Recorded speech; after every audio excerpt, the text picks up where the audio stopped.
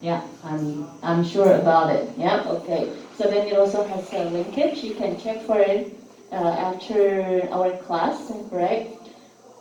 And quick question before the interviewing process. And should you ask the interviewer question? Of course, this one is a yes. And should you call and check for the follow up after the interviewing process? No? Yeah? Yes? Or no? No? Yeah? If after a week you haven't got any response, don't call.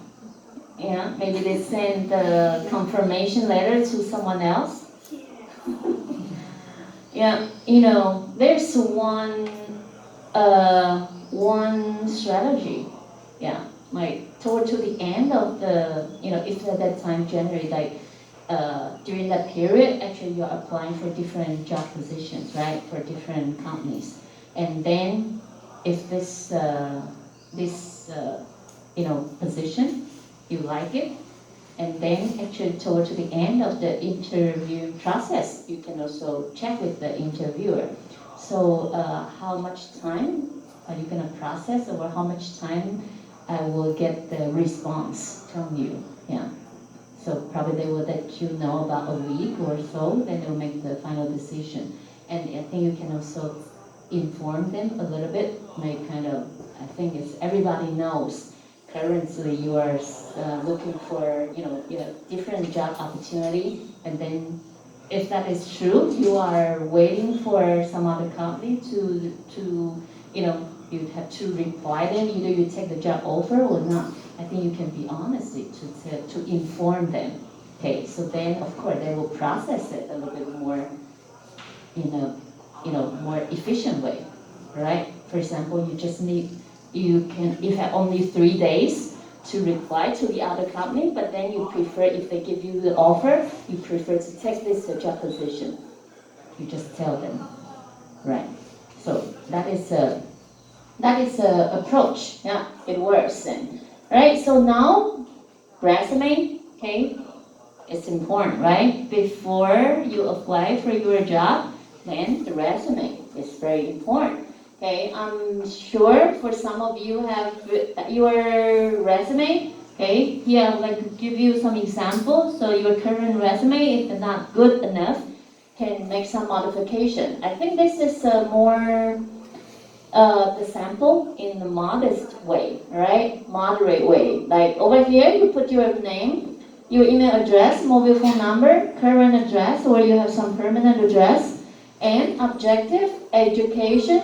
Okay, this is important. If you have good GPA, please put on it. For example, you have the GPA 4.3, 4.4, okay? But if you have the GPA is like just a 2.8, don't put on it.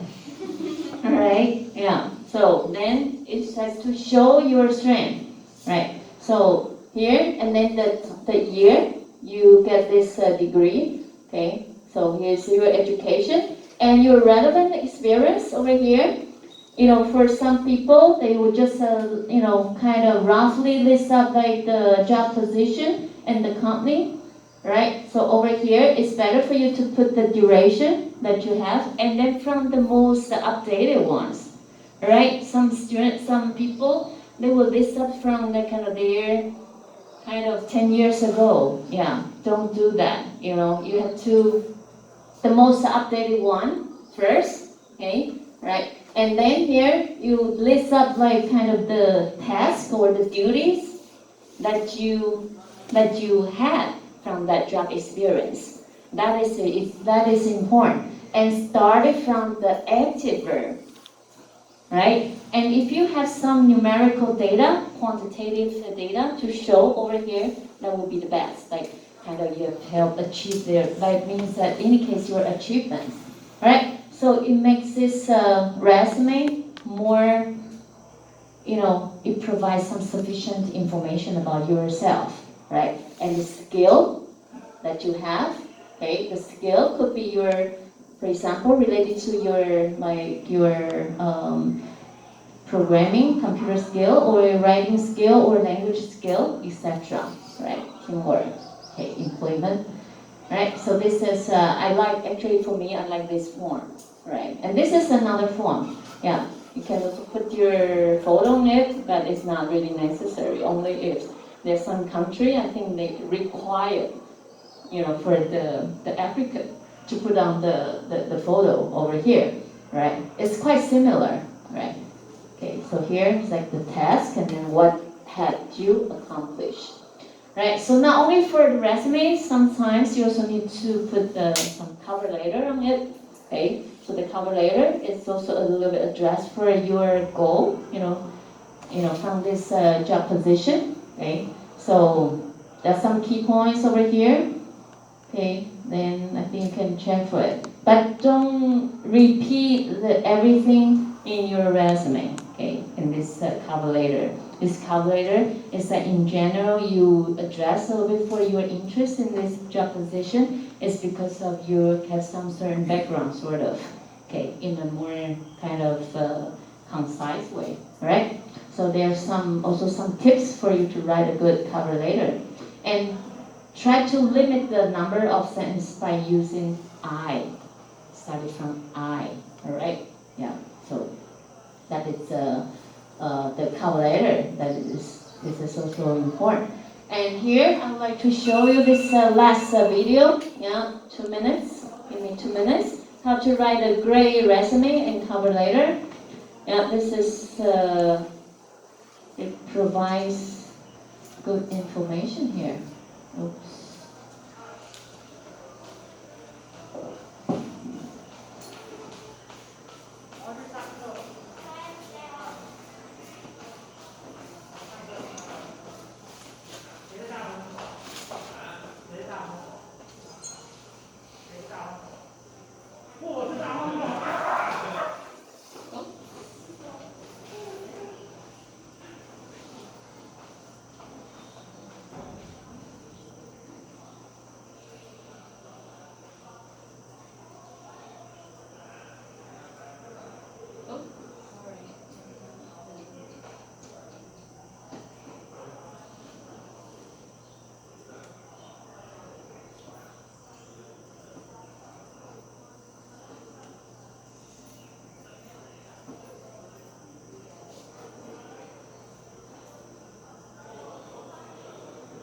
What makes a great resume and a great cover letter?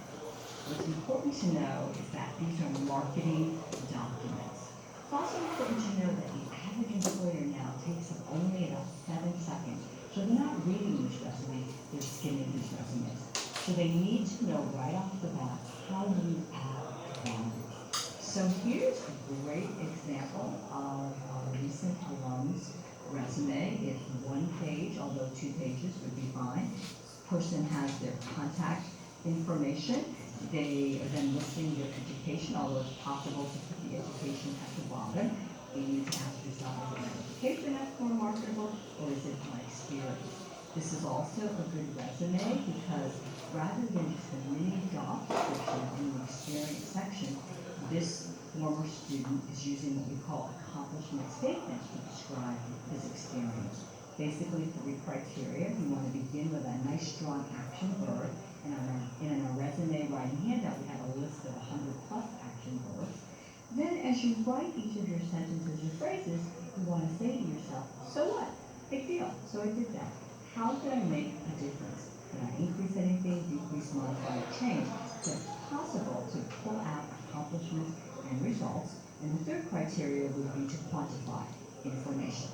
Here's another strong example of a resume that I like about what the student did is in the experience section. She has strong action verbs, she has strong results, but she also has strong numbers. She's able to quantify the results and accomplishments. In terms of cover letters, it's important again to know that this is a non-marketing document, relevant, it is 1 page, and it should be a highly customized document. And basically, cover letters answer 2 questions. Why you for that specific position at that specific organization? So it's certainly important to have a strong resume and a cover letter, but it's important to remember that the #1 job search strategy is networking, and you don't want to have an entirely reactive job search, just reacting to jobs that are posted on job boards, for example. The problem is you don't know them, they don't know you, your odds of being called in are probably slim. So I highly encourage you to implement networking, to conduct a series of informational meetings, so in fact you're meeting you first, and then your resume comes along. And it's more of a placeholder and it doesn't weigh as much. Okay, so yeah, get the idea. Now you can start to prepare for your resume. Okay, then incrementally you can revise it accordingly, by your experience. Okay, right. Okay, that'll be all for today. Any questions? Or then next week our test will be, the topic that we covered will be till topic 6 area that we finished it. Right? Okay. So all the best. Okay. Yep. Okay. And for those